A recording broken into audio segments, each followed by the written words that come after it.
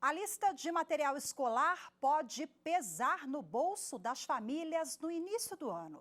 De olho nos preços, o Procon do Rio de Janeiro realizou uma pesquisa que revelou que alguns itens da lista podem ter uma variação de até 600% nos valores, dependendo da loja escolhida.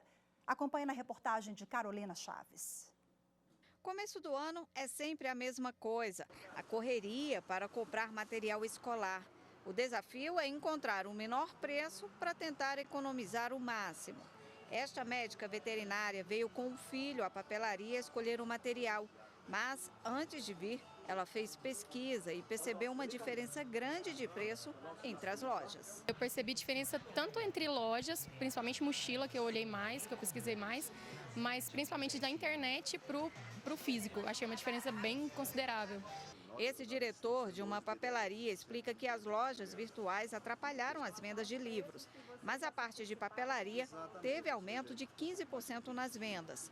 Segundo Altair, isso se dá porque se preparou na compra antecipada de material escolar para que o reajuste não seja tão grande. A gente se antecipa nas compras, a gente começa a comprar em julho e agosto do ano anterior, já visando esse período agora, dezembro, janeiro e fevereiro. Todo início de ano é comum reajuste nos valores também no material escolar. Mas para acompanhar esse aumento, o Procon do Rio de Janeiro divulgou uma pesquisa de preços realizada entre os dias 2 e 5 deste mês de 157 itens escolares mais procurados neste período, como canetas, borrachas, lápis e corretivos. O Procon do Rio encontrou uma diferença de mais de 600% no preço de sites de vendas de material escolar.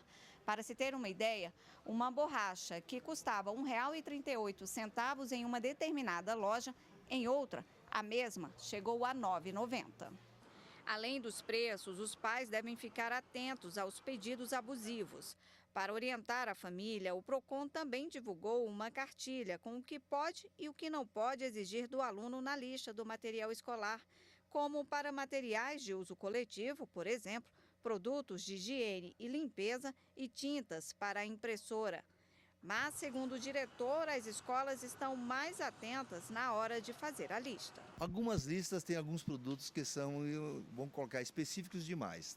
Mas a maioria das escolas hoje já estão adotando como sugestão e dando a opção ao pai para comprar similares, para que ele possa ter uma gama mais abrangente de produtos à escolha, vamos colocar assim. Este servidor público trouxe as duas filhas de 9 e 6 anos para escolher o material. Estão fazendo a festa para começar o ano com material novo. E temos que aproveitar esse momento, né? Acaba virando uma festa, a hora de comprar o material escolar.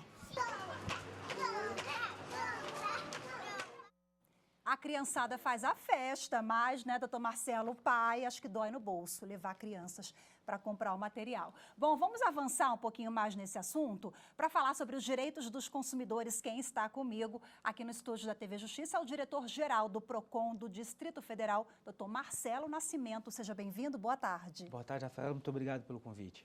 Prazer é nosso. Bom, nós estamos bem ali, os pais que estão um pouco atrasados, estão comprando materiais ainda. E aí, o que eles precisam ter no radar para não ter dor de cabeça e conseguir economizar também? Bom, primeiro pesquisar, né? A dica mais importante nesse momento é pesquisar.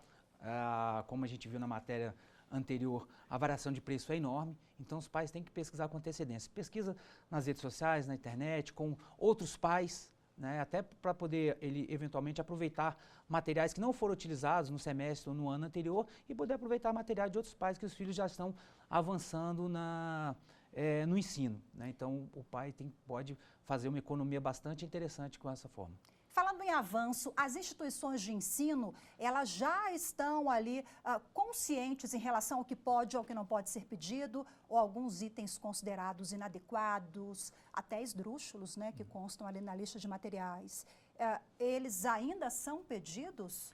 Sim, infelizmente a gente ainda tem algumas instituições de ensino privado que ainda cobram dos pais responsáveis alguns materiais que não são destinados única e exclusivamente para o ensino, né, para o aprendizado do aluno. Como, por exemplo? Então, acaba solicitando materiais de uso coletivo, que é terminantemente proibido, né, como materiais de expediente, material de escritório. Todo aquele material que for que servir para a instituição não pode ser solicitado dos pais responsáveis. Somente pode ser pedido aquele material para o ensino, para a atividade individual do aluno em sala de aula. E o senhor orientava também aqui nos bastidores, eu até fiquei bem surpresa que eu não tinha esse conhecimento, que a escola ela é obrigada a fornecer, além da lista de material, uma lista ali com a especificação do que vai ser usado e como vai ser usado pela instituição. Isso, é um dever da escola, né, fornecer para os pais responsáveis ali o planejamento pedagógico, que é onde vai ser discriminada ali toda a atividade que vai ser realizada durante um ano, e com esse plano pedagógico deve ser entregue para os pais também um plano de execução. Nesse plano de execução vai constar qual a metodologia de ensino, como as atividades vão ser realizadas e deve ser incluída ali a lista de material escolar. E ela deve vir especificando o porquê que está sendo solicitado aquele material, qual o quantitativo e quais atividades que eles vão ser empregados, para os pais saberem o que realmente está sendo utilizado e o que ele vai poder comprar ao longo ou no início do ano ou ao longo do semestre. Doutor Marcelo, a gente viu essa pesquisa do PROCON no Rio de Janeiro, que aponta uma diferença de quase 600% de um item para o outro. É complicado, né, para o PROCON ou para uma lei definir o que pode ser considerado como abusivo. E a gente tem também a questão de livre mercado, né? Daí a pesquisa, a importância da pesquisa, né? Mas mesmo assim, 600% é algo que já fica no radar do PROCON, né? Uma borracha não pode custar R$1 aqui e 40, 30, enfim.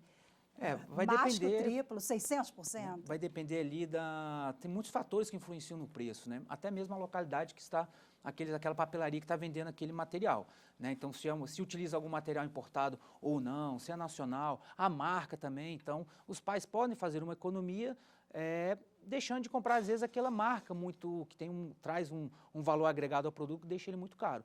Né? Bom, agora uma questão sensível se refere ao uniforme escolar. O uniforme é vendido pela instituição, né?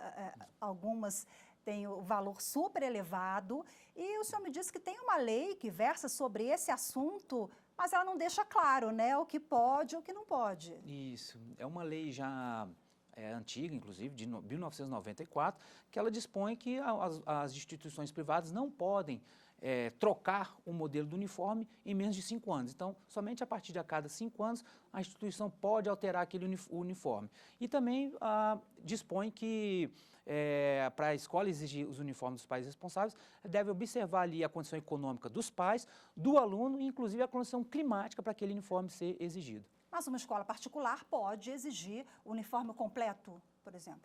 Pode exigir o uniforme completo. Mas não pode exigir, por exemplo, no Brasil, a gente vive num país tropical, um casaco de lã, de veludo que custa o dobro do preço. Não, aí não, tem que ter uma razoabilidade e ela deve constar também ali no regimento dela, no contrato ali, quais são as formas, né, de exigência desse uniforme e como o aluno pode ter acesso e utilizá-lo na escola.